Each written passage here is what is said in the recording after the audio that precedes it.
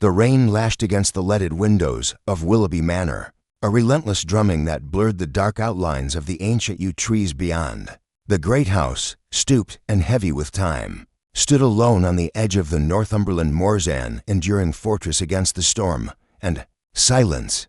Inside, it was still. To still. Mrs. Lillian Forrester's scream shattered that silence. They found the body in the library, slumped against the far wall, head tilted at a grotesque angle as if listening to something deep within the stone. Mr. Gideon Willoughby, patriarch of the Willoughby estate, was dead, his throat slit with the ceremonial hunting knife that had once belonged to his grandfather, still gleaming beneath his outstretched hand. No windows were broken. The door had been locked from the inside, and the only key was in Gideon's pocket. No signs of struggle, no muddy footprints, no fingerprints except his own. And yet he was undeniably dead. Suicide, Inspector Harding suggested, chewing on his mustache with uncertainty. Dr. Thurlow, the village physician, shook his head firmly. That wound's to clean, and to deep. No hesitation marks. Someone knew what they were doing. But how? Harding muttered. There's no way in or out. Exactly. Came a crisp voice from the doorway. Miss Verity Locksley entered the room with a calm, almost academic composure, her trench coat shedding droplets on the tile. At 32, she had the air of someone who studied people the way others read ancient manuscripts, an independent criminologist, an occasional contributor to the Yard's cold case files. She had been invited for the weekend on Gideon's insistence. "Ah, Miss Locksley," Harding said with undisguised relief. "We could use your mind on this." She knelt beside the body. Position suggests he was listening to the wall. The statement drew a frown. "Listening?" Harding echoed. She gestured toward the rough stone behind Gideon's head. "There are whispering walls in old houses like this, strange acoustics from pipes or hidden cavities. You hear voices, echoes, but only if you stand in the right place." "A red herring?" Harding offered. "Or a clue," Verity said, rising. Her eyes scanned the room. No broken glass, no disturbance. "Yet the weapon came from that display case," she pointed, "which is normally locked. Who opened it?" "Only Mr. Willoughby had the key," said Mrs. Forrester, pale but composed. "It was always on his watch chain. He kept it there obsessively. Then he either gave it willingly, or it was taken after his death," Verity murmured. "And the key is still there, on his body." "Yes," Harding confirmed. "And the door also locked, from the inside." She glanced up at the high window, far too narrow for even a child to slip through, then to the fireplace, stone cold and undisturbed. Her eyes settled finally on the carpet beneath Gideon's chair. "Why is this corner worn smooth?" she asked suddenly. Mrs. Forrester blinked. "What do you mean?" Verity knelt again, pressing her palm to the faded edge of the Turkish rug. "This section has been pulled back and laid down again recently." They lifted it. Underneath lay a small iron ring set flush with the oak floorboards, a trapdoor. Harding said in a whisper. Verity pried it open. A narrow stone stairway descended into blackness. "Cellars?" she asked. "None that I know of," said Mrs. Forrester. "At least, not in the blueprints we inherited. But this house is centuries old." Verity said, "Families forget what time remembers." The stairs descended to a vaulted tunnel thick with damp. They followed it down until the stone opened into a narrow corridor lined on both sides with wooden panels carved with faded crusts and Latin inscriptions. "The old priest's passage," Verity murmured, "a hidden route used during the Reformation. Some manors had them to shelter clergy or for quick escape." They followed the passage for 10 minutes before it curved upward and ended behind a concealed panel in the very library they'd left behind. It opened with a faint click, and Verity stepped back into the room from an entrance none of them had seen. "It's how the killer entered," she said. "They emerged here, killed him, and retreated before locking the trapdoor from beneath." "But how did they relock the door to the room?" Harding gasped. "The library door was locked from the inside." Verity smiled faintly.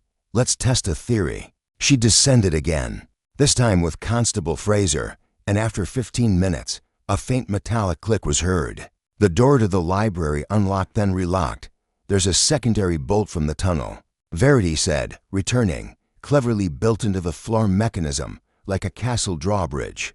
She turned to the body again, which means Gideon was killed by someone who knew about the passage, likely someone in this house. The household was small. Mrs. Forrester, the loyal housekeeper, young Evelyn Willoughby, Gideon's niece and heir, Dr. Malcolm Trent, a historian and Gideon's old friend, and James Orton, the solicitor staying the weekend to revise the will. All of them had motives, Harding said grimly, as the storm continued to lash the walls. Yes, Verity agreed, but only one left behind a whisper. She turned to the wall again and pressed her ear to the stone. Faintly, barely, there came a fluttering tap. I thought I heard it earlier, she said. Not sound, but vibration. Someone used the tunnel while we were upstairs. Someone who knew how to move quietly. Mrs. Forrester gasped. But who? Verity opened her hand. A small brass object lay on her palm, a button torn and bloodied. I found it caught on the edge of the hidden panel, recently torn. Harding gleamed in. That's from a tweed sleeve. All eyes turned toward Dr. Trent, who stood suddenly stiff. Your coat, Verity said softly.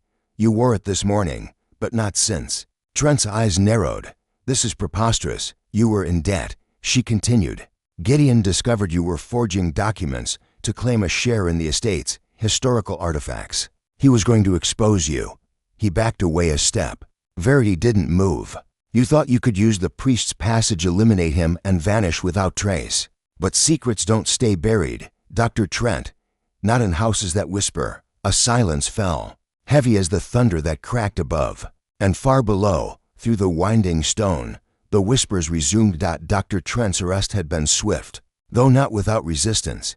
He'd shouted about injustice, about his loyalty to the family, even made a half-hearted attempt to flee down the moor path before Harding's constables caught him at the iron gate, soaked and breathless.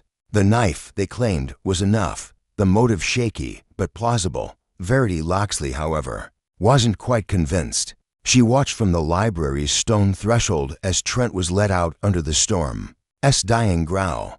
The house seemed to exhale once he was gone, but Verity felt no relief. If anything, the air had become heavier. It wasn't over. Something didn't fit. She returned to the library, lit only now by two standing lamps and the ghost of the fire someone had finally lit after hours of damp chill. The others had gone to their rooms on Harding's advice, but Verity remained, prowling the space slowly. She let her fingers trail the spines of ancient books, eyes scanning the titles without really reading them. She wasn't looking for knowledge. She was looking for something off, something that didn't belong. The trapdoor had been sealed again, pending a proper investigation. But the tunnel's existence troubled her not because of what it revealed, but because of how obviously it had been used. Too obviously, as though someone had wanted them to find it.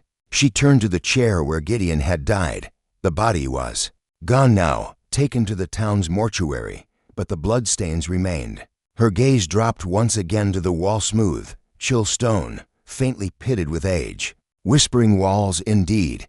She pressed her ear to the same spot Gideon had, and waited. Nothing. No voices, no echo, only silence. But then something else. A faint rustle, her brow furrowed. She pulled back, ran her hand along the wall, and paused. A crack.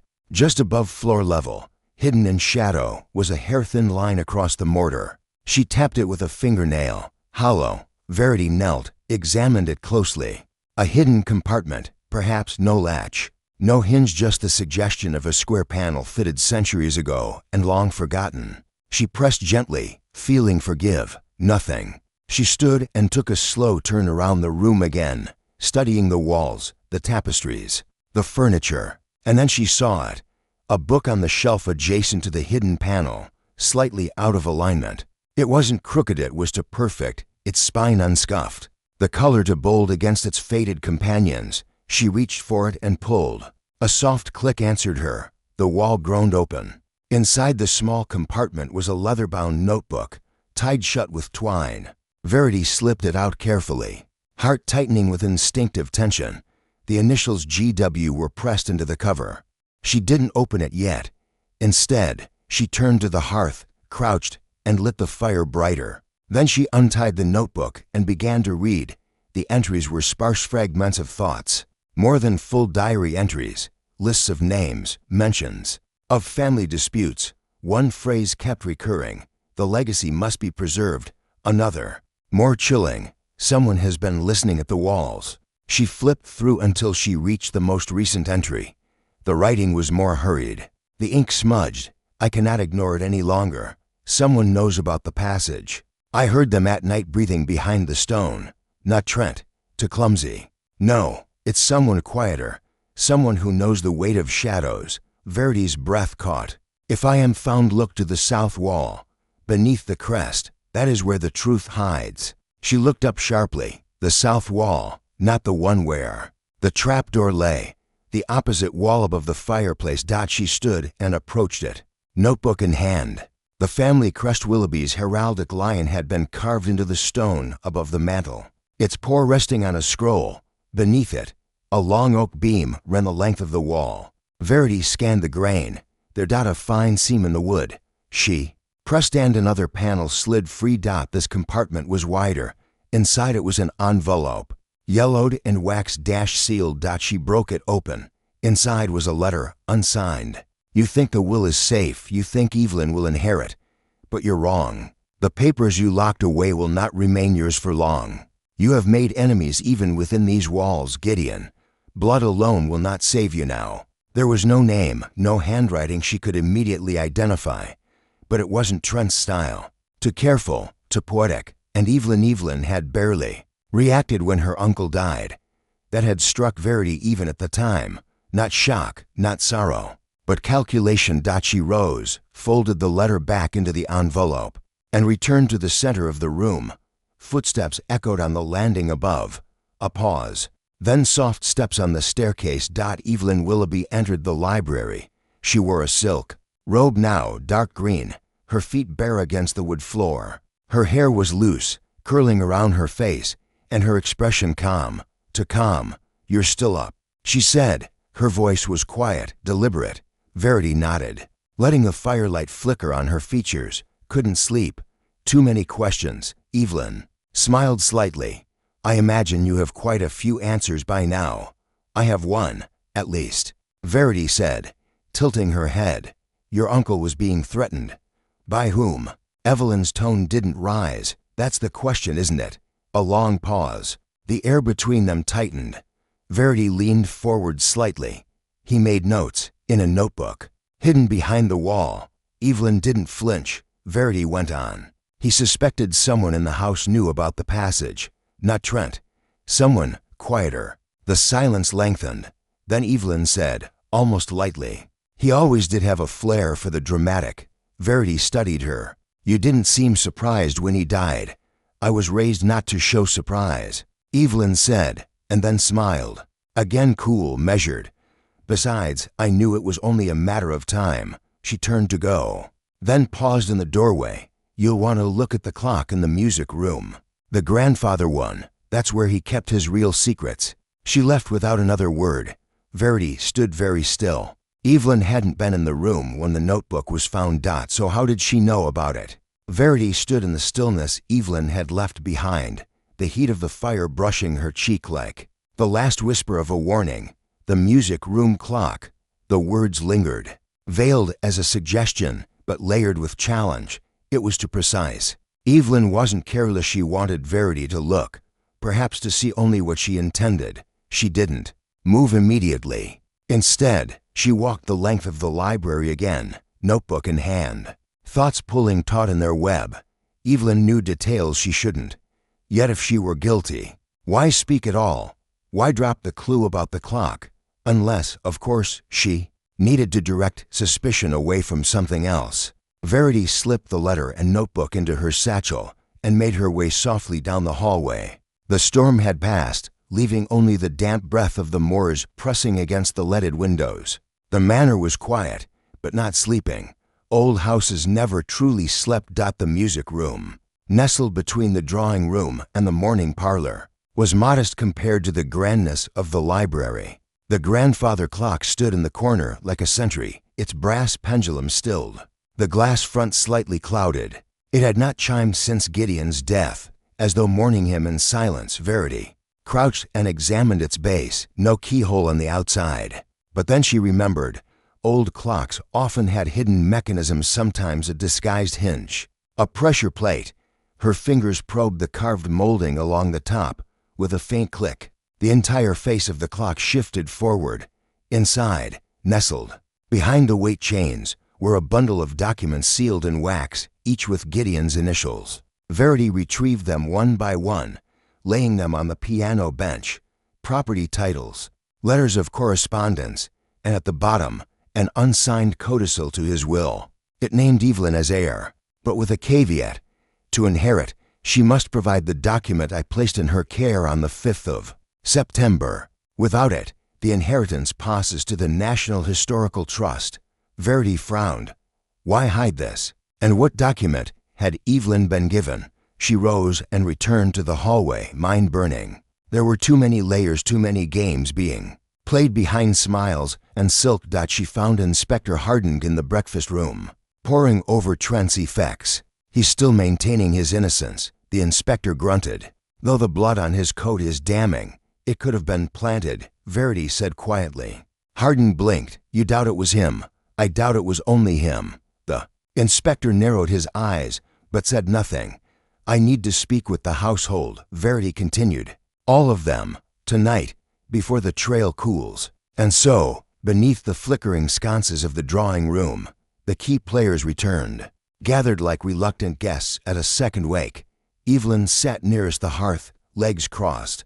Calm as ever, her silk robe had been exchanged for a simple wool dress. Mrs. Forrester stood near the sideboard, hands clasped tightly.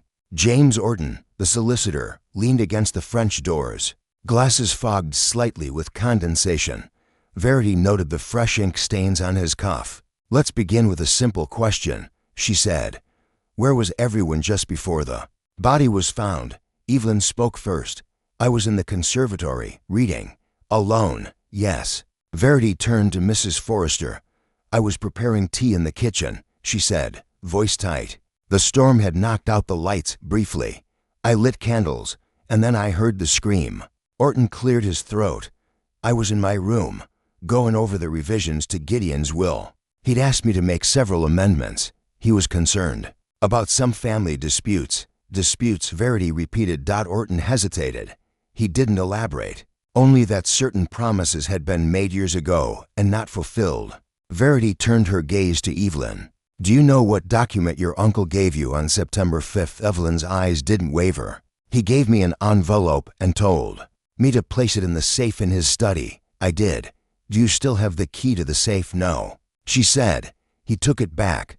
Verity made a mental note to examine that safe later. But something in Evelyn's answer felt clean, too scripted. And the codicil, did you know about that? No, Evelyn said. Why would I? Orton coughed. Actually, I did. All eyes turned to him. I drafted it, he said reluctantly, 2 weeks ago. Gideon instructed me not to file it unless something happened to him. So why? Was it hidden in the clock?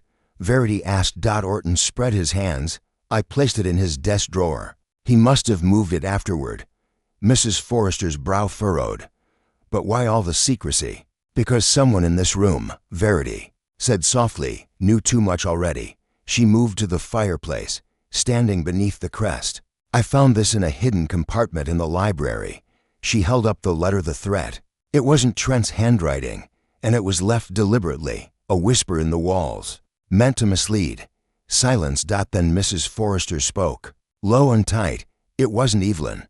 You suspect her, but she loved her uncle. Verity turned. She loved the estate. That's not the same. But Evelyn didn't rise to the bait. Mrs. Forrester's hands trembled. I was here before she was born. I raised her. She isn't capable. Then who is? Verity asked gently. Who knew about the passage? The will, who had access to the hunting knife and knew where to find the clock key. A pause. Then Orton, suddenly animated, said, the letter. Let me see it again. Verity handed it to him. He studied the wax. The seal. This isn't from Gideon's stationery. It's from the chapel drawer. I remember seeing it years ago, when we catalogued the family archive. Verity's eyes narrowed. And who accessed the chapel? Only 2 people had the key, Orton said. Gideon and Mrs. Forrester. The old woman gasped. That's a lie. No, Verity. Interrupted. It makes sense. You knew about the passage. You knew about the priest holes, the chapel drawers, the estate's secrets. You were his confidant, but not his heir. Mrs. Forrester's face twisted.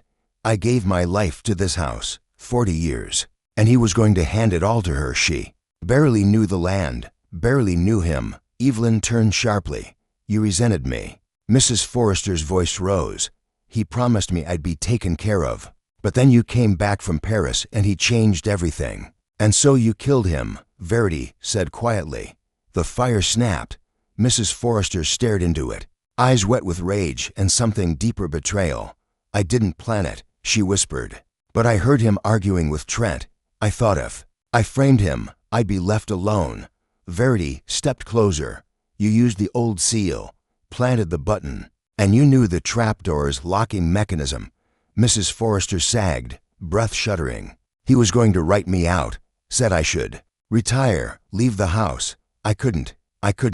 The room was still, and in that stillness, Verity heard it again, the faintest breath behind the stone. The house, even in grief, never slept. The room remained silent after Mrs. Forrester's confession. Yet Verity didn't move. Something was wrong. The pieces didn't lock into place as they should have, not entirely. Mrs. Forrester's rage was real, her sense of betrayal sincere. But sincerity did not equal completeness. The motive might have driven her, but the method, to clean, to rehearsed. Harding gently took Mrs. Forrester by the arm. She didn't resist, only turned away from the fire like someone walking into shadow. Verity stayed behind, eyes fixed on the flames, lost in the rhythm of thought. There was a knot in the narrative, the letter, the notebook, the trapdoor. It all formed a convincing arc, but only if you ignored what wasn't there. She turned back to the remaining suspects. Evelyn still sat by the hearth, her posture unchanged, as though the confession hadn't touched her. Orton, meanwhile, looked pale, but not surprised. Not anymore. I want to go over the timeline again, Verity said. Hardinge paused at the door, Mrs. Forrester clinging to his arm, silent. Leave her with the constable, Verity said. She may have acted, but she didn't act alone. Harding returned without a word. Verity faced the room. You say you were in the conservatory, Evelyn. Did anyone see you there? No, she said plainly. The storm had knocked out the house lights. I read by lantern. And you, Mr. Orton? I was revising documents, he said. In my room. The door was shut. What time did the lights go out? Just after 8, Evelyn said. I remember the clock in the corridor struck the half hour while I was pouring tea. But Gideon was found just past 9, Verity said. That leaves a gap, a wide one. Orton's jaw worked. I didn't leave my room, no, Verity said. But your documents did. She reached into her satchel and pulled out the codicil, the unsigned one. She laid it on the table between them. This was never filed, but it was important enough to hide. And its clause about the envelope Gideon gave Evelyn, I told you, Evelyn said, voice cool. I placed it in the safe. Did anyone see you? No. And you didn't check whether it was still there after his death? I thought it best to leave everything untouched until the police arrived. Verity nodded slowly. You're careful, methodical, but not dispassionate. When I questioned you earlier, you never asked whether Trent was guilty, or Mrs. Forrester. Not once. You never asked why your uncle was murdered. That's not grief, that's calculation. Evelyn tilted her head slightly, or control. Orton shifted beside the piano, suddenly uneasy. I think you're looking for guilt where there's only confusion. Are you confused, Mr. Orton? Verity asked. He didn't reply. She turned to Harding. You arrested Dr. Trent with what you believed to be enough evidence, motive, blood, opportunity. Yes, Harding said. But now it doesn't quite fit, does it? Verity stepped closer to the desk. Because the blood on Trent's coat was on the back of the sleeve, not the cuff, not the front, as if something had been wiped there, not splattered. Harding frowned. He said he stumbled against the doorframe. But there's no blood on the doorframe, Verity said. We checked. She turned to Evelyn. And then there's the button, torn from a sleeve, caught in the hidden panel.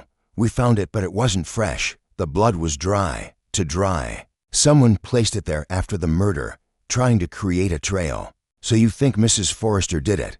Orton asked, trying to redirect. She admitted to knowing about the passage, yes, but she didn't write the threatening letter. She didn't move the will into the clock, and she certainly didn't have reason to draw attention to the very tunnel. She planned to escape suspicion through.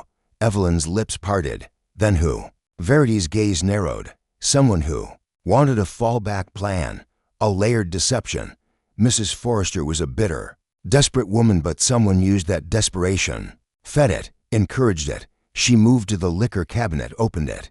The bottles clinked as she slid aside a false panel at the back. Tucked behind the crystal decanters was a folded parchment, sealed and stamped. Verity pulled it out. Trent wasn't forging documents. Someone was forging his signature. She unfolded the document and held it up. "This is a second version of the codicil identical to the one I found in the clock. But this one is signed, and not by Gideon." Orton flinched. "That's absurd, is it?" Verity laid it beside the other. Different pressure, different stroke weight. The signature here was copied. Trent may have been difficult, but I doubt he forged his own name to frame himself.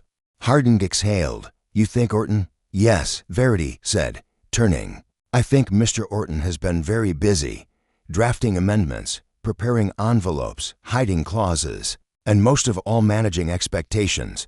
I was only acting on Gideon's behalf." Orton began. "No." Verity cut in. "You were manipulating his fears. You knew he distrusted Evelyn's judgment. You planted the idea that a condition was needed in the will, and when he grew cautious, you hid the true codicil in the clock and forged another, one you could use if the opportunity rose." She stepped closer. "You thought if Evelyn was disqualified, the estate would be tied up in litigation where you, as solicitor, could control the process. Time is money, Mr. Orton. You can't prove I killed him," he said, voice tight now. "No," Verity said, "because I don't think you did." The room froze. Evelyn slowly stood. "Then who did?" Verity's gaze met hers. "I think you did." Evelyn didn't blink. "You hated the idea of being tested." Verity continued. "The clause in the will infuriated you. You'd return from Paris expecting to be named heir freely, cleanly. But Gideon didn't trust your independence. He gave you the envelope and waited to see if you would fulfill his wishes. You didn't. You placed it in the safe but never asked about its importance. Because you didn't care." Evelyn's expression didn't crack, but her hands curled slightly. "Mrs. Forrester was useful," Verity said softly. "You knew her loyalty. You fed her resentment. Maybe even promised she'd remain in the house. Then you waited. When Trent and Gideon argued, you took your chance, slipped into the passage, used the knife and planted everything just as the storm masked your steps." Harding moved forward. "Slow, cautious. You manipulated the investigation from the start," Verity said.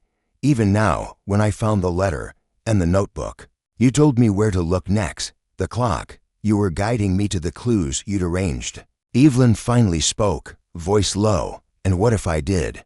Will you rest me on theory?" "No," Verity said. "But you'll hand over the envelope your uncle gave you. The one you never destroyed because you feared needing it one day." Evelyn's smile curved. "It's in the cellar, hidden in the violin case." "Good," Verity said. "Then we'll let the truth speak for itself." Evelyn turned her eyes to the fire. "He never understood me. He thought I was delicate, weak. But I was forged in the same steel as this house. And houses like this," Verity replied, "remember everything." The flames crackled, somewhere in the stone behind them. The faint breath of air whispered again, centuries of voices clinging to secrets, not yet done speaking. Constable Fraser returned from the cellar with the violin case in hand, cradling it as if it might explode. Verity stood beside the long oak table in the drawing room, the others watching her with breath held too tightly. Evelyn had given no resistance when she told them where to look, simply settled back into her chair, calm and unreadable. Orton had retreated into silence, jaw set, the stain of accusation still clinging to him like damp on wool. Fraser laid the case on the table and unlatched the buckles. Inside, nestled among rotting velvet, was a thin manila envelope marked with the date, the 5th of September. It was unsealed, the flap curling like a withered petal. Verity lifted it gently. Inside were 3 sheets of parchment, all penned in Gideon's own hand. The first detailed his intent to amend the inheritance, the second a personal letter to Evelyn, filled with an uncomfortable mixture of paternal affection and grim disappointment, and the third a notarized statement confirming his desire for Evelyn to act as steward of the estate, contingent on her proving her loyalty by delivering the envelope herself to the solicitor within a week. She had not. Harding leaned over her shoulder. It's clear, isn't it? She failed the test, hid the envelope, probably to avoid disqualification. It certainly paints the picture she didn't want seen, Verity murmured. Hardinge straightened. I'll call the coroner. Between the hidden letter, the passage, and her behavior, we have enough to charge her with obstruction, if not conspiracy to murder. Added to Mrs. Forrester's confession, we may have this wrapped up by dawn. But Verity didn't respond. Her eyes were fixed on the letter's final line. If something should happen to me, I ask that she be given a second chance, but only if she brings this forth willingly. Truth, in the end, is choice. Verity read it twice, then folded the pages carefully back into the envelope. Harding was already halfway to the door, muttering into his notebook, content with what he believed was a complete arc. But Verity stood still. Evelyn hadn't resisted, hadn't protested. She had pointed them to the evidence that would condemn her, but at the precise moment, it couldn't undo what had already been done. Why? She turned sharply and followed Harding into the hallway. Inspector, she said. He paused at the foot of the stairs. I want to delay the arrest. Harding frowned. Delay? After all we've seen, there's something missing, she said. Mrs. Forrester's confession was too late, the trail too easy to follow, and Evelyn gave up the envelope as if she were resigned, but only after the narrative had turned on someone else. You think she's still manipulating the story? No, Verity said slowly. I think someone else is. Harding's shoulders dropped slightly, the weight of uncertainty creeping back in. Who? Verity didn't answer. Not yet. She returned to the drawing room, where Evelyn remained by the fire, arms resting along the chair's arms like a queen. At rest. You knew what was in that envelope, Verity said. I did. Why keep it? Because it was a test, and I don't believe in being tested. Verity studied her face. Or was it because you knew revealing it early would cast suspicion on you? That its absence made you look dishonest, but its sudden presence would make you look cornered. Evelyn's gaze flickered. I gave it to you, didn't I? Yes, Verity said. But only after someone else had already confessed. You were waiting. Not to be cleared, but to be buried just enough. To be spared the gallows. Evelyn's mouth curved. There's a difference between strategy and guilt. Yes. But there's also something you've missed. Verity stepped closer. That envelope. It was opened before we arrived. Of course, I read it. No. I mean before you found it, Verity said, voice firmer now. There was a thumbprint on the wax pressed into it after it had been broken. I noticed it under the desk lamp. Evelyn blinked. So someone else got to it before you ever mentioned it. Someone who knew exactly where it was. Evelyn's lips parted. A beat of silence stretched between them.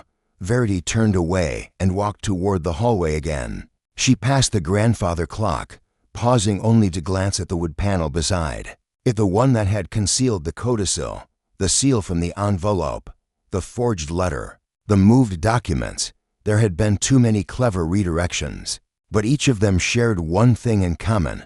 Access. Verity's steps took her to the rear. Stairwell, narrow and dusty, used more by staff than guests. It creaked under her tread. As she ascended to the attic rooms, the ones Mrs. Forrester had long since abandoned, but were still kept clean, she passed the linen closet, the windowed alcove, and stopped before the third door. She knocked. After a pause, James Orton opened it. His collar was open, hair slightly mussed. Miss Locksley. Another question. Verity didn't smile. More of a clarification. She stepped into the room, letting the silence draw out. The desk was neat to neat. Nothing scattered. No sign of legal papers, only a half-finished glass of sherry and a closed case file. You told me Gideon instructed you not to file the codicil until something happened to him. Yes, but you drafted it, meaning you had access to the typewriter, the seal, the will. Of course, you also knew how to reach the chapel drawers. Orton's jaw tensed. I'm his solicitor. I knew every locked drawer in this place. Verity looked around again. And yet, somehow, you were always conveniently just outside the frame. You didn't stop Mrs. Forrester. You didn't challenge Evelyn. You just let the current pull you past suspicion. She stepped to his desk, opened the drawer without asking. Inside were blank legal templates, correspondence, and beneath them, a broken wax seal, the same crest used on the threatening letter. I found this tucked behind the cabinet in the drawing room, Verity said.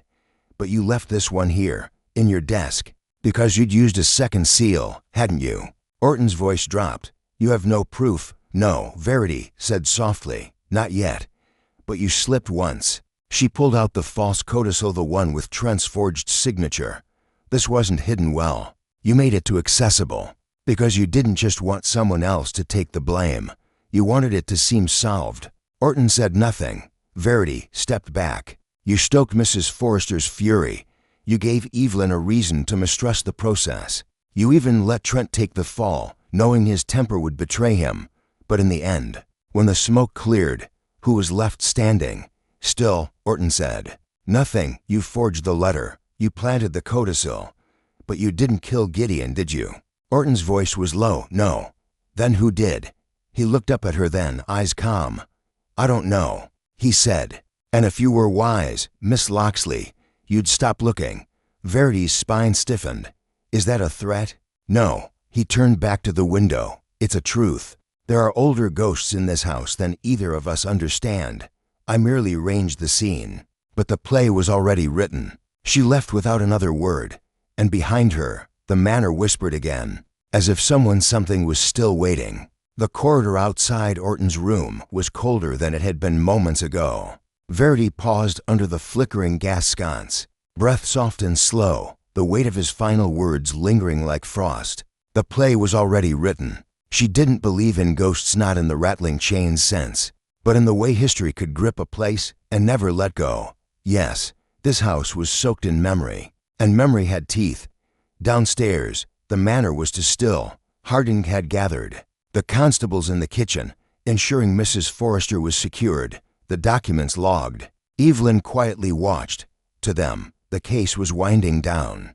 But Verity felt it instead tightening like a string pulled quietly, steadily, toward something yet unseen.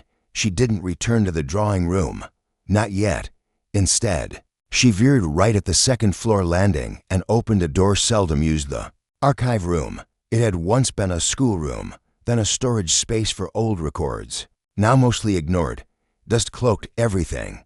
Crates of ledgers lined one wall. Faded photographs framed the other. Family portraits, weddings, even one of Gideon as a young man, barely 20, standing beside an older gentleman with the same nose, the same distant stare. Verity lit the desk lamp and knelt by a stack marked 1892 to 1915.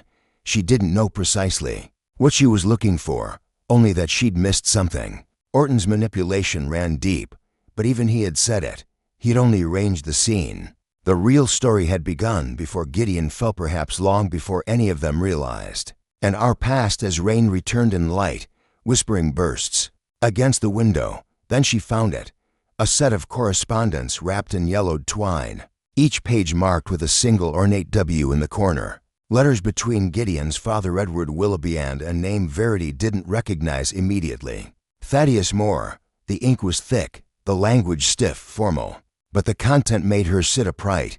If the girl speaks again, I will be forced to act. I trusted you to handle it quietly. You assured me the rooms would remain sealed. You promised the matter would end with the boy's transfer to St. Agnes, if this becomes public, it will ruin us both. The walls carry too much, too many voices, and Evelyn's mother is starting to ask questions. Verity's pulse quickened. Evelyn's mother? The next bundle confirmed it. Thaddeus Moore had been a groundskeeper, dismissed under quiet circumstances in 1912, and his son Daniel Moore had been brought into the house as a ward, for reasons never explained in the records. There were no legal papers, no guardianship filings, only one cryptic entry in the back of a parish logbook.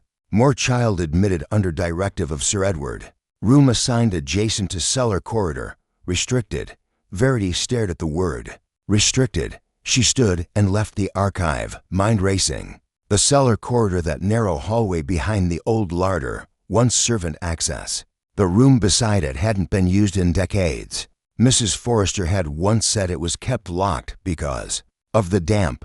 But damp didn't explain parish secrecy or missing documents. She fetched a lantern and made her way down the kitchen stairs.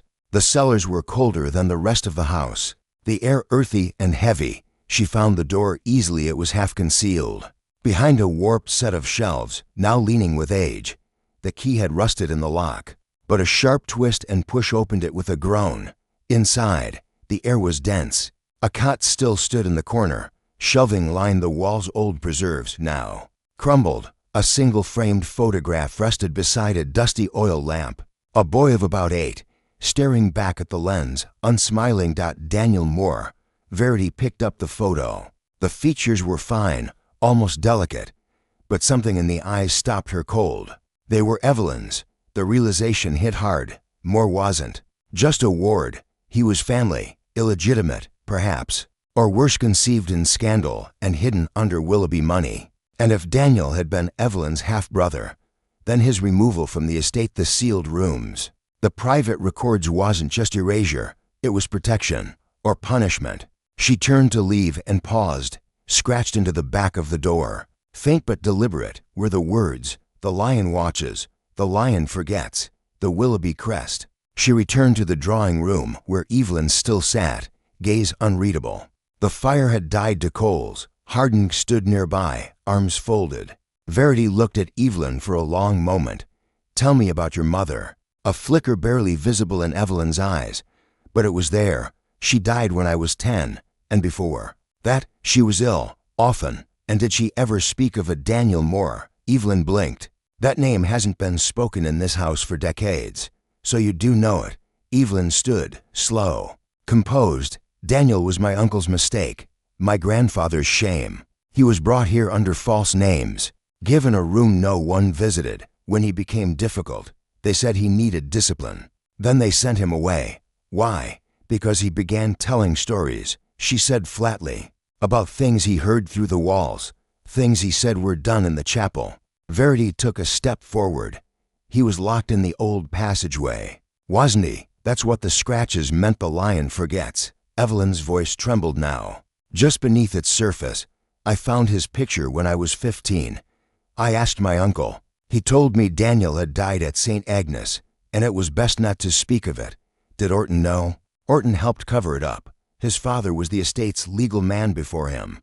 Harding interrupted, brows furrowed. "You're saying this goes back 50 years, Verity nodded. "And that it wasn't about inheritance?" "Not really. That was only the surface." She turned to Evelyn. "Someone killed your uncle, but it wasn't you. You thought about it, you had reason. But when the time came, you hesitated." Evelyn's mouth tightened. "I didn't kill him, I know," Verity said, "but I think Daniel might have." Harding's eyes widened. "That's impossible. He died." "Didn't he?" Verity turned toward the library, voice low. "Not if he never left the house." And for the first time, Evelyn looked afraid, because in that moment, they both knew the whispers in the walls weren't memory. They were present, living, and listening. Verity didn't sleep. As dawn brushed pale light through the east windows of the manor, she stood in the middle of the library, eyes scanning the old stone walls and faded tapestries as if they'd breathe answers. The name Daniel Moore hung in the air like smoke, insubstantial, ungraspable, but undeniably present. If he'd never left the house, if he'd been kept here, then where? More pressingly, how had he survived unnoticed for decades in a home full of staff, guests, and secrets? The trapdoor, the priest holes, the silent clock. Every architectural whisper in this place pointed to concealment. The lion forgets, perhaps, but it also watches. Verity needed to draw him out. But how do you bait a ghost who isn't quite a ghost? She sent for Evelyn. They met again in the music room, where the pale light bled through silk curtains, and the fireplace remained unlit. Evelyn's poise had returned, but her shoulders were a shade too high, her fingers curling slightly in her lap. Verity noted it all. "You said your uncle told you Daniel died at St. Agnes," Verity said. "Did he ever offer proof?" "No." "Did you believe?" Him. Evelyn's pause was too long. I believed that Daniel had been forgotten, she said, or that he'd gone mad. That was the family narrative. Madness and shame. Did your mother know more? She tried to tell me once. I was very young. I only remember her crying afterward, and the housekeeper taking her away for a long rest. Verity nodded, as if satisfied, then rose and walked to the old piano. I'd like to try something, she said. A test. You've played this, haven't you? Yes, since childhood. Verity opened the lid, revealing yellowed keys. Play something for me. Evelyn hesitated, but only for a moment. Her hands moved to the keys, hesitant at first, then sure. The melody was Chopin somber, elegant, tinged with mourning. It filled the room with fragile dignity. Verity listened, closely, not to the music, but to the walls. Then, after a minute, she stepped forward and lifted the fall board with a sudden bang, silencing the notes again. She said, only this time, something he would recognize. Evelyn frowned. What do you mean, Daniel? He lived in this house. He heard the piano, the voices. If he's still here, he knows these sounds. So play him something only you two shared. A lullaby, a melody your mother sang to you both. Something from before the forgetting. Evelyn didn't move. Verity waited. Then, softly, Evelyn's fingers returned to the keys. The melody she played was different, simple, almost childlike. It carried no grandeur, just an ache. For notes repeated, shifting, descending. The walls answered. It was barely audible. A creak in the plaster, a breath behind the molding. Verity froze, then a tap, just one. Beneath the floorboards, Verity's eyes locked on the piano legs. Slowly, she crouched, placing a palm against the ground. Nothing. She rose. Keep playing, she said. Leaving Evelyn at the keys, she exited the room and moved quickly to the hallway behind it, following the curve of the wall toward the hidden corridor she'd explored the night before. She counted each step, 11 paces from the edge of the music room to the hearth, then to the panel she'd examined earlier. Behind it lay the priest hole she thought empty. But now she opened it again, and this time, beneath the faint dust, she found a piece of paper, a torn hymn page, the same lullaby. In childlike script. Beneath the notes, someone had written, "Still here." She stared at the words, then folded the scrap carefully and returned to the music room. Evelyn had stopped playing. Her hands trembled on her lap. "He heard you," Verity said quietly. Tears didn't fall, but Evelyn looked away as though fighting something heavy behind her eyes. "Then what do we do?" Verity placed the scrap in her palm. "We ask the house for help." That afternoon, Verity had the constables leave. She asked for stillness, no footsteps, no noise. Only herself, Evelyn, and the breath of the house. She waited until nightfall. She lit candles in the old chapel. She placed one at the entrance to the trapdoor in the library, one in the music room, one behind the clock. Wherever there had been whispers, there was now light, and in the center of it all, she laid out the original codicil, the one that proved Evelyn was meant to inherit. If she brought forth the truth, then she waited, not with fear, with patience. 2 hours passed. Then, from the shadows near the chapel movement, she turned, slow, not wanting to startle. He was slight, hunched with age or fear, clothes threadbare, hands curled into sleeves like a child. His face, though marked by time, bore the unmistakable echo of Evelyn's. Eyes dark, mouth thin, a mirror refracted across years. "Daniel," she said. He looked at her but didn't speak. Then, slowly, he stepped forward and placed something on the altar beside the will. A key. Verity took it. It was old, iron, rusted but unmistakably a vault key, marked W-Lion-5. She bowed her head in thanks. Daniel turned, disappearing through the chapel's rear passage before she could say more. Verity locked the doors behind her. Then she placed the key on the table in front of Evelyn. "He brought you this," she said. Evelyn picked it up with trembling fingers. "Where does it lead?" "To the Lion Vault, I assume. Perhaps the final truth your uncle never wanted aired." Harding, who'd been watching in stunned silence, finally spoke. "Why now? Why would he come forward after all this time?" Verity's eyes didn't leave Evelyn. "Because she remembered him and played their song. It wasn't proof in the conventional sense. But in houses like these, built from silence and legacy, truth didn't always knock, it whispered. Now, with Daniel revealed, the final mask was falling, and Verity knew the killer hadn't struck for inheritance or rage. They had struck to protect what was buried, and to ensure it stayed buried forever. By the time the sky turned from black to bruised gray, the key Daniel had placed in Evelyn's hand had become the focus of every thought. Verity had barely slept, her mind churning with the implications. The vault W Lion 5 wasn't listed on any official estate plan. Even Orton, when questioned again at breakfast, claimed ignorance with a tone too flat, too precise to trust. They planned to open it at noon. Evelyn had insisted on coming. Harding, though skeptical, agreed, but not before stationing two constables at every entrance of the manor. No one would interfere, he said. No one would leave. But Verity wasn't convinced that their danger would come from without. The vault, as Daniel's markings implied, lay beneath the stone corridor in the west wing, the oldest part of the estate. When they found the door, it wasn't hidden behind a false panel or rug, but standing brazenly between two cellar arches, its presence long overlooked by familiarity. The key slid in with a shudder. The lock gave. Inside was a narrow stone chamber, no longer than 10 feet, but the air was dense, stale, tinged with the scent of mildew and something older. Along the back wall stood a low cabinet, and within it, a metal box sealed with a second lock. This one, too, responded to the same key. The contents were simple: a bundle of letters, several thick ledgers, and a set of black and white photographs. Verity and Harding pulled them carefully onto a cloth laid on the floor. The ledgers, handwritten in a thick, tidy script, bore names that startled even the seasoned inspector. Well-known men, he muttered. Judges, MPs, clergy. Look at the dates, Verity said. Some as far back as 1910, and others within the last 10 years. These aren't just estate records, Harding said. These are payoffs, cover-ups, ranged transfers to sanitariums. Look here, this name. Charles Kinsley, a boy who went missing in 1927, Verity finished. The case was buried. I read it in the archives. She picked up one of the photographs. It showed a group of boys in uniform, their eyes vacant, shoulders squared before a crumbling chapel wall.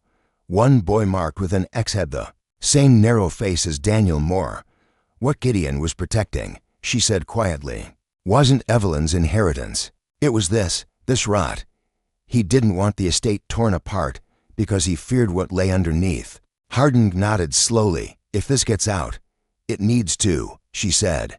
This is what he died for. Someone killed to keep this hidden. They packed the documents in a sealed satchel and returned upstairs, their boots echoing on the stone as they climbed. Evelyn waited in the library, her hands resting in her lap. Daniel had vanished again. Verity didn't blame him. We found it, Verity told her. It's worse than even you feared. Evelyn didn't reply. Her face was pale, jaw tight. Whatever happens next, Verity continued, I'll see it through. But it has to be done carefully. If Orton is involved, if any of these men are still pulling strings, they'll stop at nothing to prevent this from surfacing. Harding stepped forward. We'll transfer the satchel to evidence, under guard. No one touches it. They agreed to regroup in 2 hours after a short rest. But when Verity returned to the evidence room, a reinforced study on the second floor, the satchel was gone. Panic wasn't a luxury she allowed herself often. But when the constable stammered that he'd only stepped out for 5 minutes and that the door had been locked upon his return, her blood ran cold. There was no sign of forced entry. The key was still on Harding's belt, the lock unbroken. They had a copy, Verity muttered. Someone inside. Someone who knew. Harding's face darkened. Orton. But Orton, when found, was alone in the south parlor, drinking brandy with the steadiness of someone trying too hard to appear relaxed. I haven't touched your satchel, he said, blinking slowly, nor do I have the faintest idea where your overzealous officers have been storing it. Verity stared at him. We're not asking. Good. Because I'm afraid I have no answers. Except that you knew about the vault, she said. Your father did the paperwork for it. You said you didn't recognize the key, but the W. Lyons series were private estate vaults registered under your grandfather's care. I never said I didn't recognize the type of key, Orton replied evenly. Only that I didn't know the location. You hear what you want, Miss Locksley. A dangerous habit for a detective. Verity wanted to strike him then, not physically, but with something far sharper, truth. But the satchel was gone, and without it, she had nothing to put in front of a magistrate.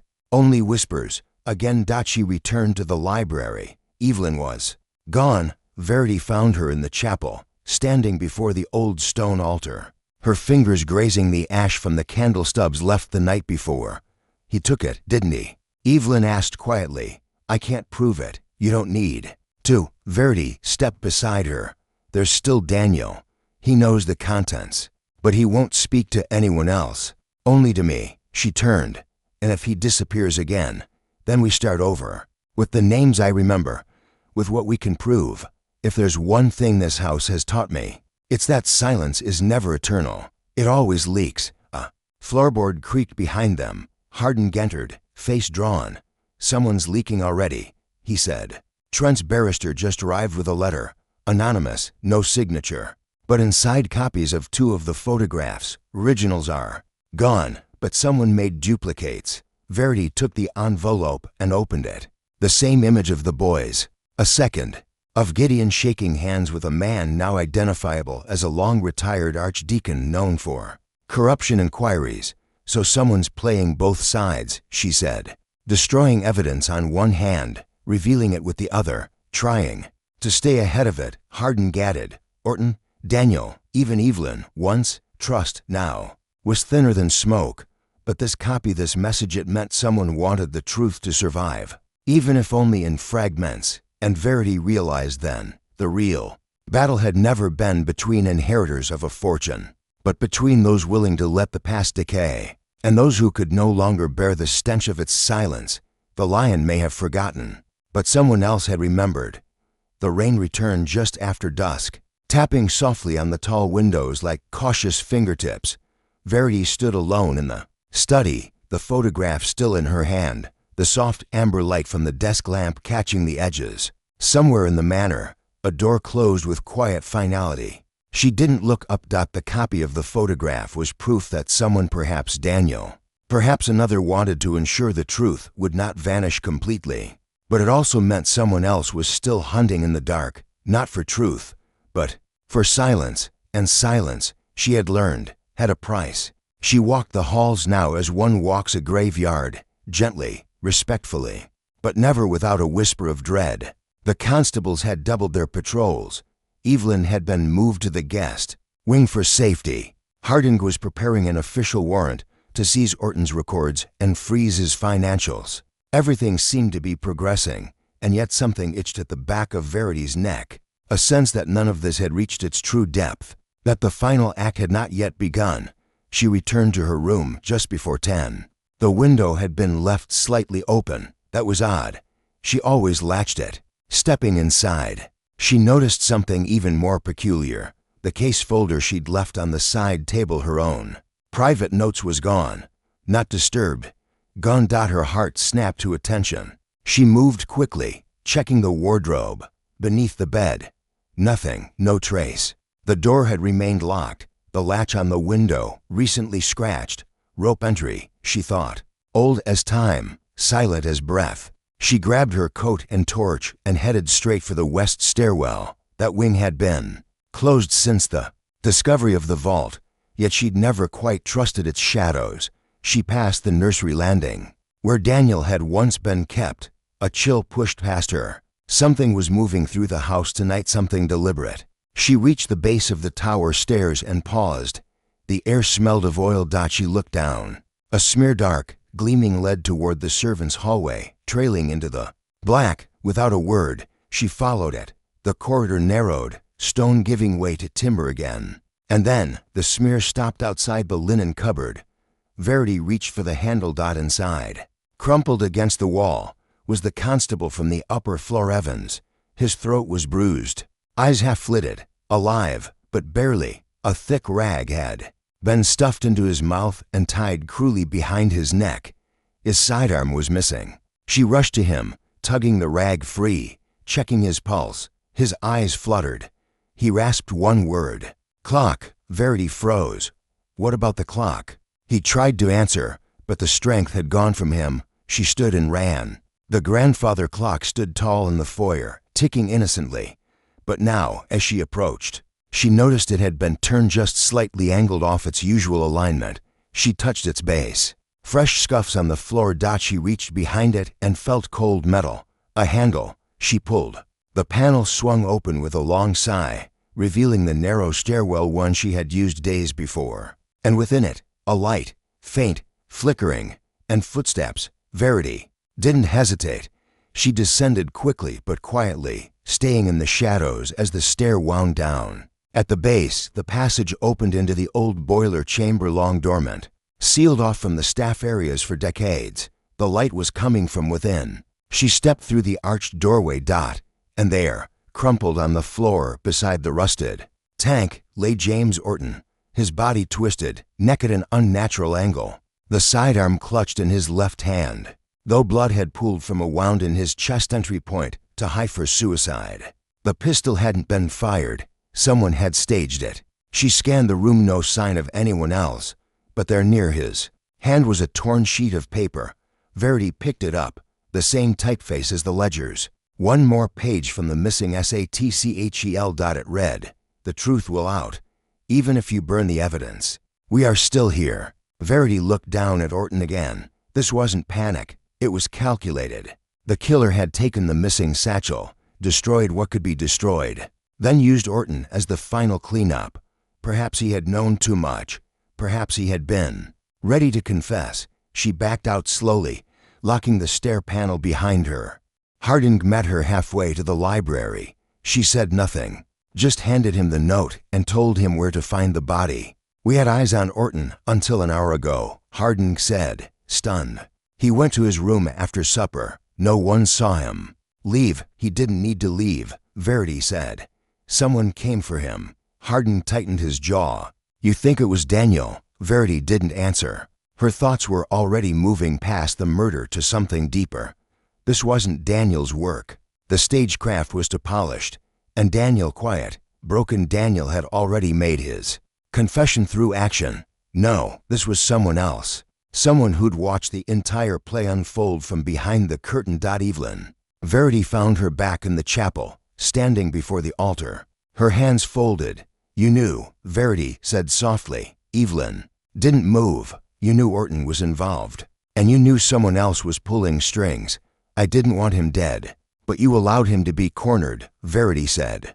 "You left the music room just before the satchel vanished. You left your door unlatched. You baited the trap. I needed him to speak. He didn't," Verity said, "because someone else silenced him first." Evelyn turned. "Then we're not alone in this anymore." Verity stepped forward. "We never were." A second murder. The satchel still missing. The names in those ledgers still protected by a hand moving through the shadows with precision. Verity knew then that the final confrontation would not come through deduction or confession. It would come through exposure. The villain was still ahead, but she was gaining ground. The manor had fallen into a hush so deep it was almost sentient, like the house itself was bracing for what came next. Verity sat in the library alone, the fire reduced to low embers, her eyes unfocused, trained somewhere between the carved mantel and the edge of memory.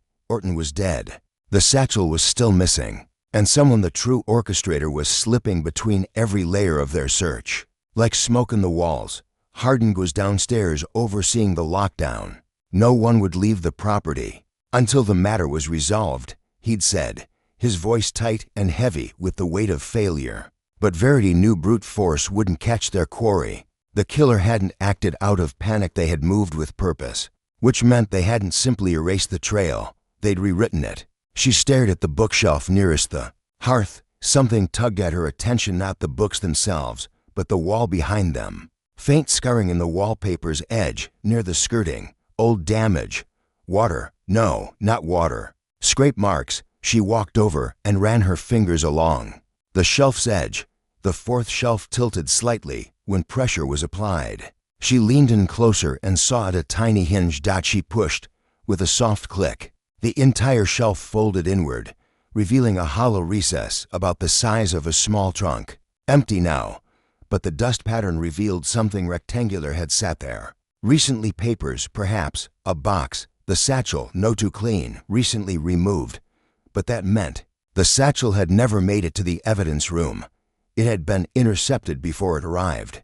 During the transfer, she remembered the moment Hardin passing it to Constable Evans at the top of the stairs, and then Evans being found unconscious. Hours later, Evans had been knocked out, but not right away, which meant someone else had taken the satchel first and left Evans alive. Why? She turned to the fire, thinking back when she'd first found the vault. Evelyn had been in the library with her, calm, composed, as she'd noticed something strange then, but dismissed it. The clock, it had been ticking out of rhythm, only slightly, a half-second delay in the chime. She assumed the mechanism was faulty, but she moved to it now and listened. Tick, tock, tick, a pause, tock. She opened the case. Inside the pendulum casing, something metallic glinted. Taped behind the swinging weight was a slender key, small, brass, and marked EC Archive, the Evelyn Collection. Her mother's name. Verity took the key and turned immediately toward the west wing. The Evelyn Collection had been boxed and sealed after her mother's death, then relocated into the family archive. It hadn't been touched in years. She unlocked the door and stepped into the cold air of the archive room. The smell of dust and paper enveloped her. In the far corner, beneath a tarpaulin, sat a locked trunk with the initials ECW on its lid. The key fit. Inside were dozens of bound letters, but Verity's hands moved instinctively to the one envelope sitting atop everything else. It was addressed in Evelyn's hand, sealed, untouched. She opened it. Inside was a single sheet, and it read, "If you're reading this, I've failed to contain it. I thought I could outpace it. That memory would be enough to keep the silence. But the house remembers, and Daniel was never the only one listening. The records I took were not to hide the truth but to learn it first, on my terms. Gideon knew. He told me he would give me time, but time ran out. If Orton is dead, then someone else has stepped forward, not to protect the past but to harvest it. The truth was never their enemy. Exposure was. Go to the chapel. Look behind the angel. You'll understand." Verity didn't wait. She returned to the chapel, her breath quick now, pulse steady, but rising. The angel statue stood at the far end, carved in stone, arms outstretched in sorrow. Behind it, just as Evelyn's letter said, was a narrow wooden panel. She pried it open. Inside lay a journal, leather-bound, thick, the spine embossed with the words, Clericus Memorare. She opened it. Inside were detailed transcripts meticulously recorded of confessions, not by priests, but by visitors, men of status, influence, confessing not sins of the soul, but of the body, transactions, cover-ups, silence paid for with coin and favors, and at the bottom of each page was a symbol, a lion, etched with a dagger through its tongue. This wasn't just blackmail. It was leverage, collected over decades. Verity flipped to the final entry. It was dated just 3 weeks before Gideon's death. EW approached me again. She says she's ready to name them, that she's done hiding what the house has whispered for too long. I told her it would destroy her. She said that's already happened. I asked what she wanted me to do. She said, "Let the walls speak." EW Evelyn Willoughby. Not the victim, not the killer. The witness. And suddenly, the pattern snapped into place. Verity had been looking for motive in the wrong direction. Not greed, not inheritance. Control. This entire time, someone had known that Evelyn held the key, that she had been slowly compiling what the ledgers didn't say. Gideon had protected her for a time. Orton tried to stall, but when Evelyn decided to bring it forward, the game changed. The first murder wasn't a reaction, it was a prevention.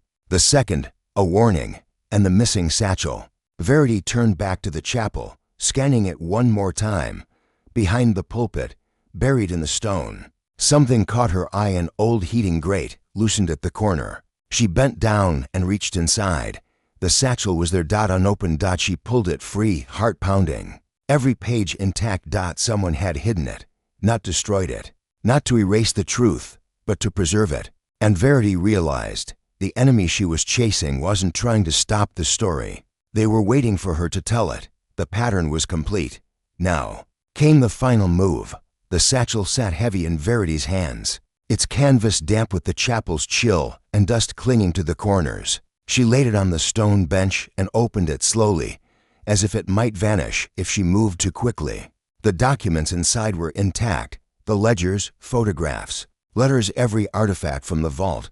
But she wasn't looking at them now. She was looking at the journal, Clericus Memorare.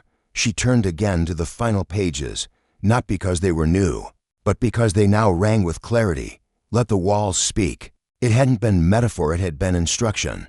Evelyn hadn't planned to leak bits and pieces. She had wanted it all known, the hidden records, the secret history, not to punish her family, but to free herself from its weight. And then Verity saw it. A page she hadn't registered earlier tucked between two others as if accidentally. Misfiled. It bore a name not yet spoken in the investigation. Harold Hennings, the estate's long-retired steward. Quiet, obedient, dead 10 years, or so she thought. Verity's breath caught. She recalled Evelyn's voice days before, describing the quiet man who used to walk the halls at dawn humming to himself, always barefoot. He vanished just before I left for school. No one ever said why. Verity turned the page. H.H. saw more than we allowed. His removal was necessary. Gideon insisted on kindness. I insisted on silence. G.O.W. Gideon Willoughby. Verity leaned back against the chapel's cold wall. It was never just Gideon keeping secrets, it was Gideon acting on orders. But whose? She scanned the journal entries for patterns and stopped on one phrase. That kept recurring beside certain names, approved by the Foundation. Not a company, not a church, something more insidious. The Foundation was never named outright, but its influence was unmistakable. It funded scholarships, sanitariums, memorial trusts. It appeared in Norton's ledger to coded as F.D.A.S., which Verity had once assumed was a bureaucratic grant name. Then she remembered a small plaque in the East Wing, with gratitude to the Foundation for the Advancement of Sanctity. She hadn't thought twice about it until now. She raced back to the Manor's archive, unlocking the fireproof cabinet labeled Estate Donations. Inside were for slim volumes, each listing charitable gifts. The Foundation appeared in every one. The most recent entry was chilling. Restoration funds allocated to chapel vault purpose, silent transfer, D. Moore. Approved by E.W. Verity. Stared. Evelyn had known Daniel was still in the house. She had facilitated his silence, his cloistering. But the line that followed made her stomach twist. Secondary subject, a black hall. Evaluation scheduled. Phase 2 awaiting confirmation. Adelaide Blackhall. The maid. The one who died in the well. Verity sat back on her heels, the paper trembling. In her hand, Adelaide hadn't fallen. She had been evaluated. She'd been selected. Because she knew something. Because she refused to play along. The Foundation hadn't simply buried sins, it had repurposed them. Silence wasn't just a consequence. It was a mechanism. And Verity now saw what they'd truly been protecting. Not money. Not legacy. Doctrine. The belief that the family's purity, their noble image, was worth more than the bodies sacrificed to preserve it. And the key to that belief system had been Evelyn. Not a victim, not only. She had been groomed to inherit, not just the estate, but the philosophy behind it. Until she changed. Until she heard Daniel's voice behind the walls and chose, finally, to listen. Verity left the archive, satchel in hand, and climbed the west stairs toward Evelyn's room. She knocked once. Inside, Evelyn was seated at her writing desk, bathed in the low light of a single lamp. Her face was pale, but resolute. "I suppose you've seen it all now," she said. "I have." Verity stepped inside and placed the satchel beside her. "You were going to expose them?" "I am going to," Evelyn said. Or was. That was the plan. But Orton moved too soon.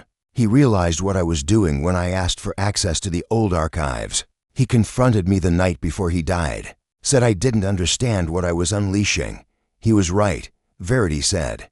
"Not because you were wrong to do it, but because it's worse than either of us imagined." Evelyn nodded once. "I didn't know about Adelaide. Not at first. I thought her death was an accident, but Daniel knew. He heard things, saw things. When he found her scarf in the vault corridor, he knew they'd taken her too, and Gideon knew everything. But by then he was too deep, too compromised. He tried to make amends, leaving the codicil, giving me the will, but he never dared say the Foundation's name aloud. He believed exposing them would destroy me. Verity studied her. But you never believed that. I did, Evelyn said. For years, that's why I stayed silent. She rose and crossed to the window, looking out over the grounds. But silence is a kind of madness, Miss Locksley, and this house thrives on it. If I stayed quiet, I would become one of them. Verity followed her gaze. Rain slicked the grass. The hedges gleamed wetly, and in the distance, the chapel loomed. And the ledger, Verity asked. The blackmail, why collect that? Evelyn turned. Because power only listens to fear. I needed leverage in case they came after Daniel or me. I didn't expect it would cost more lives. A beat passed. Who do you think killed Orton? Evelyn asked softly. I think Orton was sacrificed, Verity said. Just like Gideon and Adelaide. Someone who believed they could control the truth but couldn't. So the real hand, Evelyn said, is still out there. Evelyn looked down at the satchel, her fingers hovering over the torn edge of one of the ledgers. We tell them, don't we? She whispered. The press, the police, everyone. Yes, Verity said. But carefully, with protection, with transparency, because this isn't about one murder anymore. It's about dismantling an idea. Evelyn nodded. Then it starts tonight. Verity looked at her, not the heiress of a crumbling estate, but the survivor of an inheritance built on silence. In that moment, Verity understood the motive had never been greed. It had been belief. A generation raised to protect an illusion, taught that secrecy was sanctity, and that loyalty meant obedience. But Evelyn had broken that chain, and the house would never whisper the same way again. Rain lashed the windows as midnight drew close, the old manor groaning against the wind like something resisting change. Verity stood in the study alone, the satchel resting on the desk beside her, its contents now organized, cataloged, and ready. It wasn't just evidence, it was a legacy dissected, the spine of a house laid bare. Harding had returned from the village with a constable escort, and orders prepared to initiate a full inquiry in the morning. But Verity had asked for one last night, not out of sentiment but necessity. They hadn't yet caught the real architect.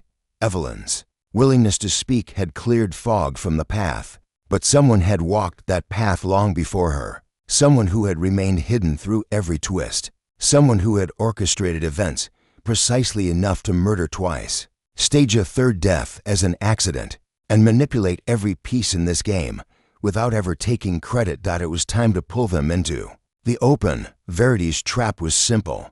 The chapel, again this time not for prayer or confession, but revelation. She'd told only to people, Evelyn and Daniel. One had nothing left to lose, and the other had already lost too much. She lit the candles just past 1 a.m., there, flames dancing like fragile truths, and placed the satchel in plain sight on the altar, left unguarded, unchained. Then she waited. She heard the door open just after 2. Footsteps, soft, controlled. She didn't turn around. Not yet. The footsteps stopped behind her, no more than 3 paces away. The silence between them stretched, taut and dangerous. Was it worth it? She asked softly. The voice that answered was low, smooth, measured. I suppose that depends on the ending. She turned. Mrs. Gray, the housekeeper, stood in the chapel's shadows, her face half lit by the candles, her uniform immaculate, her posture steady. Not a bead of sweat on her brow, but her hands, those betrayed her, slight tremors, not nerves, reckoning. You knew the chapel better than anyone, Verity said. The hollow behind the angel, the grate beneath the pulpit, the hidden stair behind the clock. You weren't hiding the truth, you were curating it. Mrs. Gray didn't blink. You should be careful accusing people, Miss Locksley, especially people who've been here longer than you've been alive. You weren't born in this house, Verity said, but you made yourself its guardian. The Foundation wasn't just a benefactor. It was your creation. You started it after Hennings was silenced, after Evelyn's mother died. You built it into something vast and invisible, Mrs. Gray let the silence settle again, as if measuring how far Verity had really come. "You have no proof," she said at last. "But I do. You left fingerprints on the interior of the vault. You handled the ledgers more recently than any other staff. The copper oil lamp we found burned your initials into its base, MG. You were never just a servant. You were the steward of the silence. I protected this house," she snapped. "You weaponized it," Verity said, stepping forward. "You decided who survived and who disappeared. Orton followed your lead. So did Gideon, until he wavered. And when he did, you made sure the clock ran out before the truth got free." Mrs. Gray's eyes narrowed. "You think you understand this place. You don't. You've only glimpsed the rot. I kept it contained. You want to tear it into the light, fine. But you'll destroy more than just the guilty. You murdered Adelaide. She was going to leave," Mrs. Gray said. "She was going to sell stories. She found Daniel's room. She heard him. And worse, she pitied him. Do you know what pity does? Miss Locksley, it invites chaos. She would have brought ruin, not reform." "And Gideon?" Verity asked. Quietly, Mrs. Gray was silent for a moment. "Then, he made his choice. I made mine." Verity glanced at the satchel. "You came here to destroy it." "No," Mrs. Gray said, and her voice was eerily calm now. "I came to finish it." Her hand moved from behind her coat. The pistol gleamed.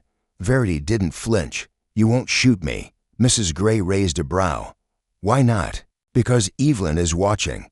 And then, from the far arch behind the pews, a small sound. A sharp inhale. Mrs. Gray's eyes shifted. Just enough. Verity lunged. The gun went off a single, deafening crack, but the shot went wide, slamming into the stone altar. Verity struck her arm hard, and the pistol skidded across the floor. Evelyn rushed forward. The chapel echoed with motion, breath, and the harsh rhythm of history unraveling.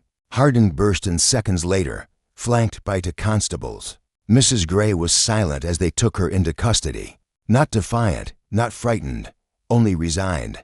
The queen of a kingdom built on silence, now dethroned. As dawn broke over Willoughby Manor, the storm receded. The house, for the first time in years, felt awake, not haunted, not watchful, just or still. Verity stood by the chapel door as the constables led Mrs. Gray away. She didn't look back. Evelyn stepped beside her, quiet. "Do you think she ever believed she was doing something evil?" she asked. Verity shook her head. "No, I think she believed she was doing something necessary. That's what makes it dangerous." The satchel still lay on the altar, untouched now, bathed in the soft gold light of morning. Verity turned to it once more. It was over. But the real work telling it was just beginning. The morning air was crisp, cleansed by the storm that had raged through the night. Willoughby Manor stood silent in the pale light, its windows gleaming wet and reflective, like eyes blinking after a long sleep. The chapel, once a sanctuary of secrets, had become the stage for reckoning. Mrs. Gray had been taken into custody. Without protest, her silence no longer the shield it once had been. Verity remained behind after the others had left, slowly gathering the documents from the satchel one last time, her mind ticking through the events that had led them here. Everything, it seemed, was in place. Evelyn would make her statement later that afternoon, supported by the evidence Harding had secured. The Foundation's veil of legitimacy was unraveling. Daniel, fragile but safe, had agreed to begin psychological care under Harding's recommendation. The Willoughby legacy, cracked and tarnished, was finally stepping into the daylight. And yet, Verity's unease clung to her like damp wool. She lingered in the study with a cup of untouched tea. Her notes lay across the desk, meticulously ordered. The case was closed, or so it should have been. But something tugged at her, not a loose thread exactly, but a knot that hadn't come undone. She flipped back to a page in Gideon's journal, an entry she had initially skimmed, but now reread with care. "MG has agreed to the containment protocols, but I worry not about her conviction. I worry about the leverage. The Foundation has changed hands. The new steward is silent, shrewd, and patient. I'm not sure I know them anymore." Verity frowned. The new steward. He hadn't meant Mrs. Gray. He had meant someone else, someone deeper inside, someone even she hadn't named aloud. Her gaze swept back to the names buried in the Foundation's funding records, Among them was a small trust unassuming, easily overlooked, listed as Dr. Trust Overseer, H.W. Harold Hennings. No, he was gone, presumed dead years ago. Verity's mind raced. She rose, walked briskly to the Manor's archival index, and flipped through the estate personnel records. H.W. appeared only once outside those donation books. Hugo Whitcomb, legal advisor to the Willoughby family until 2009, retired early, no forwarding address. At the time, it had seemed unimportant, but Gideon had once referred to Whitcomb in an early letter as the last true judge. In a house of liars, she returned to the chapel and opened the hidden panel once more behind the angel statue. Nothing new inside until she spotted it, a thin sheet of folded vellum tucked into the seam of the stone. She unrolled it carefully. It was a ledger index, a list of beneficiaries under foundation protection. Most were already accounted for in the existing records, but one name stood out: Evelyn Willoughby. Verity's stomach clenched. Next to Evelyn's name was a notation: EW, Phase 3, succession confirmed. Succession. She blinked, then read the line below. Observer assigned, VLHER, own initials. Her mouth went dry. The ledger wasn't just a record of the Foundation's corruption. It was a blueprint for its continuation, and someone, likely Whitcomb, had decided she was to be tested. She staggered back, the weight of it crashing through her. Mrs. Gray was not the mastermind. She had been the instrument. The real architect had been watching quietly all along, feeding Verity pieces, nudging the investigation, letting her believe she was dismantling the machine when in fact, she was passing its final trial. To inherit. A rustle at the door broke her trance. Evelyn stood there, hands clasped, expression unreadable. I thought you'd gone, Verity said quietly. I wanted to say goodbye properly, Evelyn replied. Her eyes flicked to the open panel behind. Verity, you found it. Verity didn't speak. She held the vellum page out. Evelyn stepped forward, took it gently, and read. Then she folded it once and slipped it into her coat. I didn't know, Evelyn said. Not until recently. Not until Daniel told me the Foundation had plans. Beyond me. They never expected me to survive what this house did to us. But when I did, they shifted. To me, Verity said. Evelyn nodded slowly. You were perfect, external enough not to be corrupted, sharp enough to find the truth, compassionate enough to look for healing rather than punishment. That wasn't a compliment, Verity said. It was a qualification. Evelyn's voice was low. I tried to stop it, Verity. I tried to turn the legacy into something honest. But the Foundation doesn't fear light, it feeds on it. It waits, watches, and when the time is right, it recruits. Verity stared at her. Why? Tell me this now. Because the decision is yours, Evelyn said. Burn the satchel, and no one will question it. Declare the case solved. Move on. Let the house go quiet again. Or, Verity asked. Evelyn's voice was firm now. Or keep it, use it. The Foundation is broken but not gone. With the right hands, it could be something else. A force for accountability, even justice, not silence. And you think I'd accept that? I think, Evelyn said softly, you already have. You just don't know what shape it takes yet. She stepped back, pausing at the door. There are whispers in the walls still, Verity. But now they're yours to answer. And then she was gone. Verity stood alone once more. Her eyes fell on the satchel. The fire in the chapel hearth crackled softly. One match. That was all it would take. Or a pen. And a story. She closed the satchel and locked it. Her decision unspoken yet thunderous. Not everything needed to burn. But some ghosts needed to be named aloud.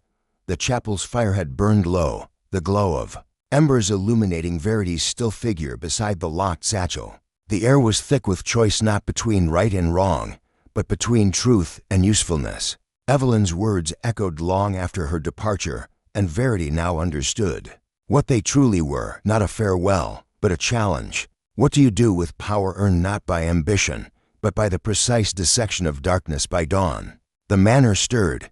News of Mrs. Gray's arrest had reached the village. Harding had returned with a small team from Scotland Yard, and a statement was being prepared for the press.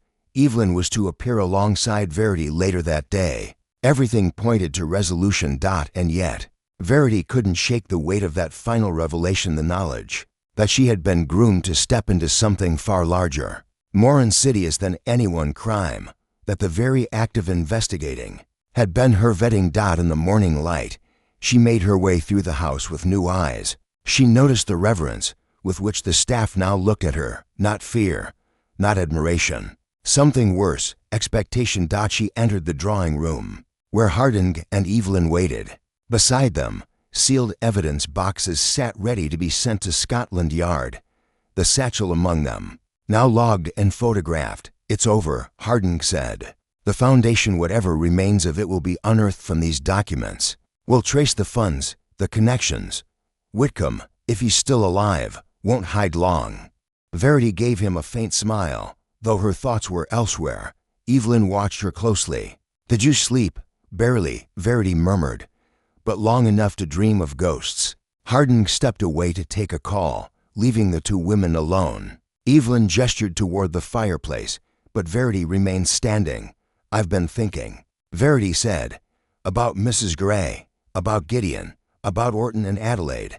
They were victims," Evelyn said, "of the same system, some more willing than others," Verity replied. "But all part of it," Evelyn nodded. "I suppose it's up to you now." "No," Verity said. "It's up to them, at noon." Verity stepped before the press, composed and precise. She delivered a measured summary confirming Mrs. Gray's arrest, the exposure of the Foundation's covert influence, and the beginning of a broad inquiry into historical abuses connected to Willoughby Trust Holdings. The reporters pressed for names. Verity refused. Asked if others would be implicated. She replied, "The evidence speaks, and it will keep speaking." After the statement, Evelyn quietly withdrew from public view. Harding returned to London, promising to handle the official channels, but Verity stayed. She needed to see it through to ensure that the final chapter closed properly. It was 3 days later when word came.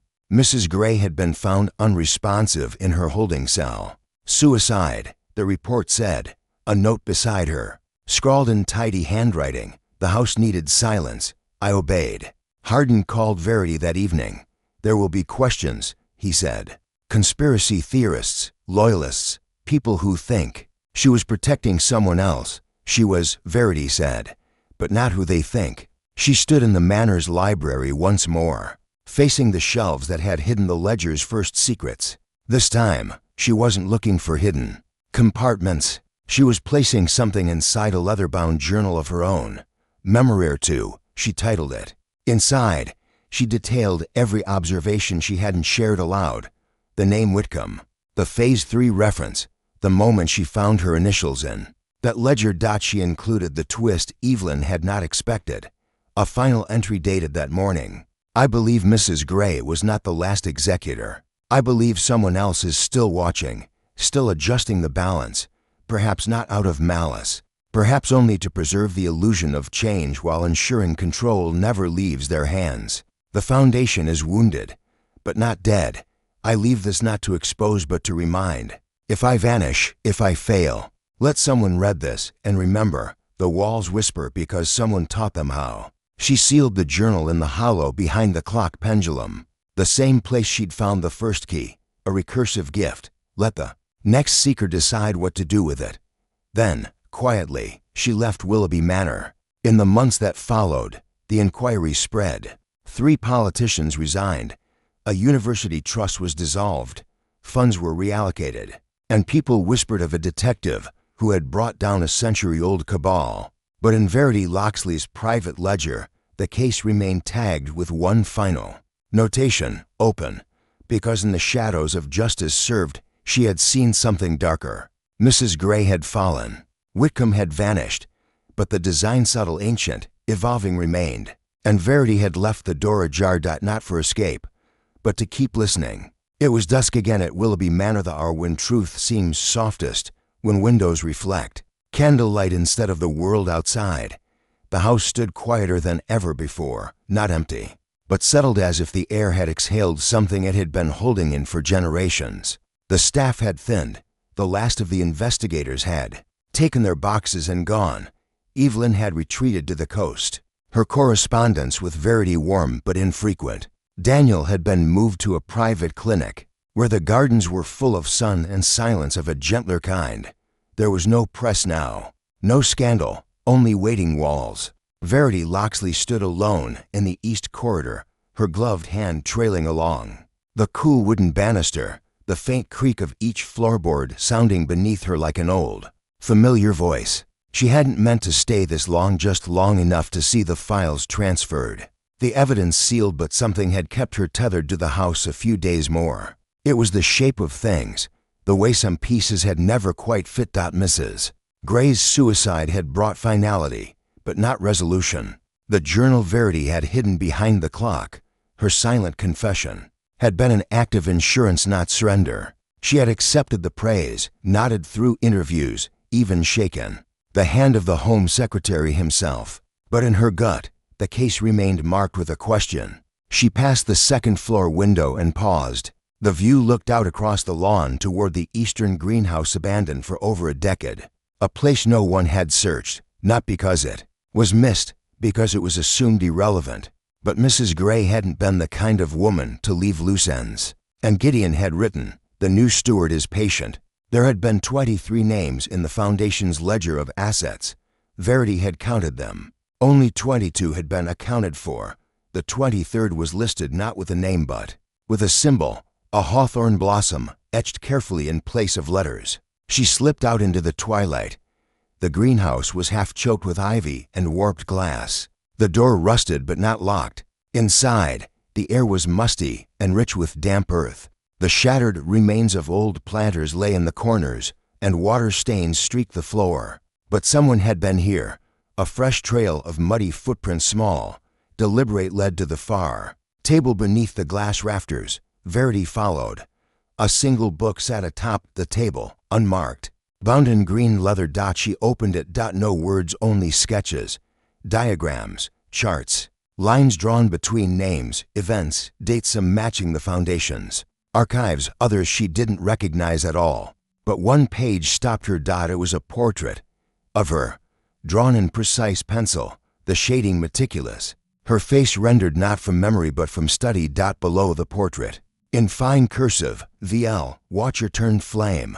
Ignition begins at trust. Verity's skin prick led. It wasn't a threat. It was a verdict. She scanned the book's remaining pages. One passage repeated, often etched around diagrams, beneath arrows. Always in the same hand. The fire cleans, but the ash remembers. Her breath caught. This wasn't Foundation doctrine. This was post-Foundation. A new philosophy. Someone had taken the wreckage of the old and begun rebuilding. Not the same cult of silence, but something evolved. Something that studied exposure not as danger but as tool. A ghost she hadn't accounted for. She took the book, slid it into her coat pocket, and walked out. She locked the greenhouse behind her, though she knew it would make no difference. Back, inside the manor, she poured herself a glass of water and sat at Gideon's old desk. Her notebook open before her. She wrote, "Some endings are mirrors, not doors. This one reflects me more than I'd like. I believe the enemy was silence. But now I wonder, what if the true danger is the story itself? What if someone watched me rewrite the myth and chose to learn from it?" She paused, scribbled one last line, watched the hawthorn. The next day, she boarded a train to London. As it pulled from the station, she leaned her head against the window, eyes half closed. She would continue working, quietly, carefully. There were still threads to trace. That symbol would reappear, she was sure of it. And when it did, she would be ready. Outside, the countryside blurred past, green and gold and endless. But within her, a question settled like a coin in a deep well, still spinning. Had she solved the crime, or had she only mapped the edge of a new one? The walls of Willoughby had fallen silent, but the whispers, those would always remain. And somewhere, someone was listening.